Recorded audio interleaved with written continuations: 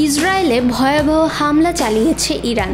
Ballistic ক্ষেপণাস্ত্র দিয়ে চালানো ইরানের এসব হামলায় ইসরায়েলে ব্যাপক হতাহতের সংখ্যা দেখা দিয়েছে।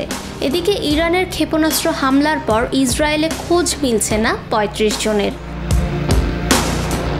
ইসরায়েলের বাটিয়াম শহরে একটি আবাসিক ভবনে ইরান ক্ষেপণাস্ত্র হামলা চালায় এবং এরপর থেকেই তাদের খোঁজ মিলছে না। রোববার এ তথ্য জানিয়েছে ইসরায়েলি সংবাদ মাধ্যম টাইমস অফ ইসরায়েল। এর আগে দখলদার ইসরায়েলে শনিবার মধ্যরাত ও রোববার ভোরে ২ দফা হামলা চালায় ইরান। এতে ব্যবহার করা হয়েছে দ্রুতগতির মিসাইল। দুইবারের এই হামলায় ইসরায়েলে অন্তত ৬ জন নিহত হয়েছেন। এছাড়া আহত হয়েছেন আরও অন্তত ২০০ জন।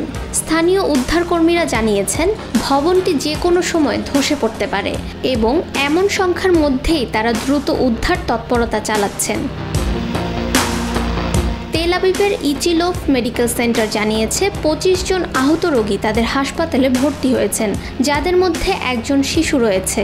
তাদের মধ্যে ৩ জনের অবস্থা মাঝারি, বাকিরা শঙ্কামুক্ত। ইরানের ক্ষেপণাস্ত্র হামলার পর হাইফা ও তেল আবিবের অন্যান্য হাসপাতালেও আহতদের ভিড় দেখা দিয়েছে। ফাহমিদা বিনতে আনোয়ার, নিরপেক্ষ নিউজ ডেস্ক।